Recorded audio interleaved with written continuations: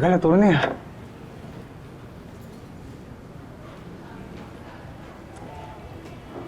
Mo. Tony, thank you po. Tony, buti naman nakadalo kayo. Salamat po sa pagpunta, Atty. Salazar. Kilala niyo naman po yung attorney ko, si Atty. Briones, di ba? Of course. Attorney Briones from PAO. Buti mo, you shouldn't be here. Pero, tinawagan niya ako.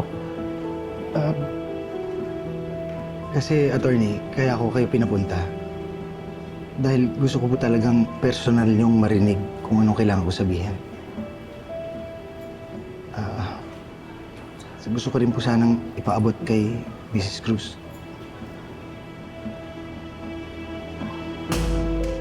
Atty. Briones, may gusto sana akong baguhin sa testimonya ko. Magre-recant ka? Mo, sumumpa kang magsasabi ng totoo. Ano ngayon to? Alam mo ba pwede kang kasuhan ng perjury sa gagawin mo? Don't push me. Alam mo bang kayang-kaya kong gawing miserable ang buhay mo dito sa loob? Alam ko po na pwede pong idagdag ang perjury sa kaso ko. Kaya alam ko, hindi na po kaya talaga ng konsensya ko. Kailangan ko na po talaga sabihin yung totoo. Ano totoo? Hindi tinulak ni Colleen si Jessica.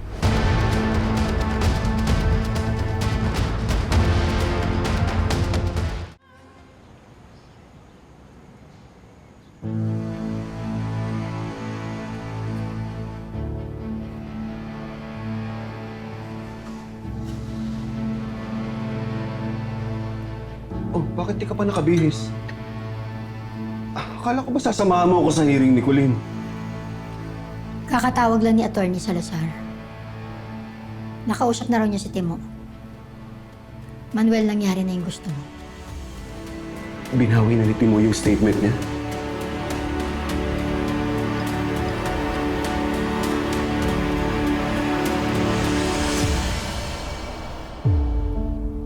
Galing yan sa korte. A copy of Timo Malabanan's affidavit of recantation. Recantation?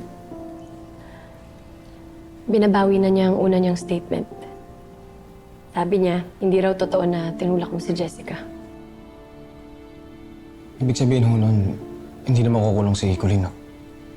Well, malaki ang posibilidad na ganun nga, Jeffrey. Dahil yung statement lang naman ni Timo ang ebidensya laban kay Colleen. So what's next, attorney, after this? Ano bang dapat ang gawin? All we have to do now is wait for the court's decision.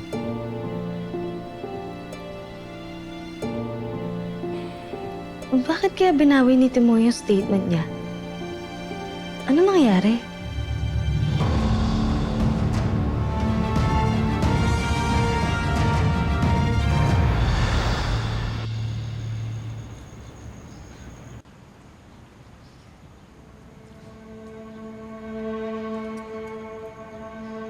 That's a copy of the court's dismissal order.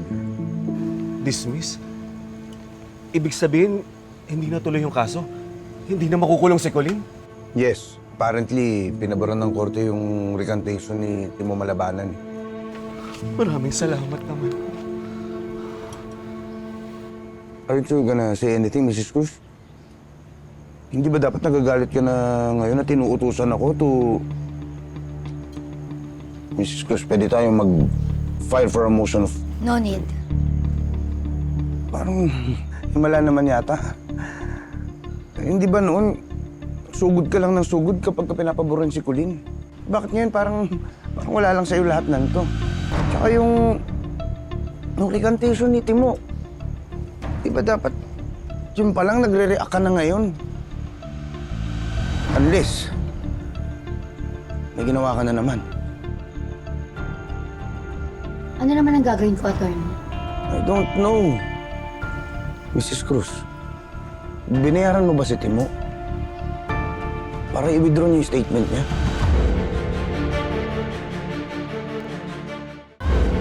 Bakit ko naman gagawin yun? Kung alam ko ikakatalo ko rin nila to. Pwede ba?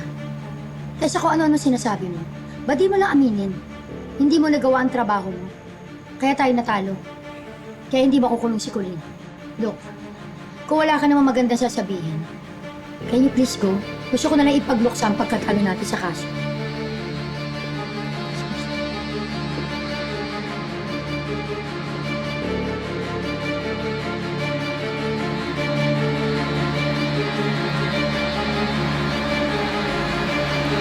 Dinismiss na po ng korte ang kaso, ma'am. Colleen is a free woman. Talaga po? Yes, Colleen. Napag-desisyon na ng korte na credible yung recantation ni Timo. And there's no longer any evidence left that's linking you to the alleged act. So, case dismissed. Thank you po, attorney. Thank you po sa mga tulong ninyo. Na hindi na po ako makukulong. Malayang malaya ka na, anak. Attorney, thank you for the hard work. Congratulations sa'yo. Attorney, congrats. Salamat. Just doing my Thank job. you for everything po. Alam mo, this calls for a celebration. Ano, kumain kaya tayo sa labas? Alam na po ba ni tatay? Attorney, may kopya na ba ng dismissal order sila Hazel? Yeah. Gusto ko pong puntahan si tatay. Anak, hindi pwede. Bakit po hindi? Dismiss na po ang kaso, di ba? Baka hindi na po siya galit sa akin. Napatunayan naman po na wala talaga akong kasalanan sa pagkamatay ni Jessica. Anak, alam naman niya na wala kang kasalanan. Kung alam niya, kung naniniwala siya, bakit po siya umalis?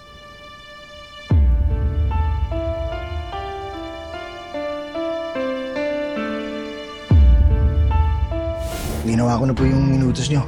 Kaya nga po sana kayo rin po tumupad sa usapan.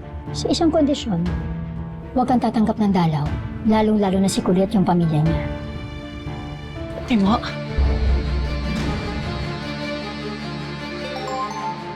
Ay, Hello, Jeffrey, anak.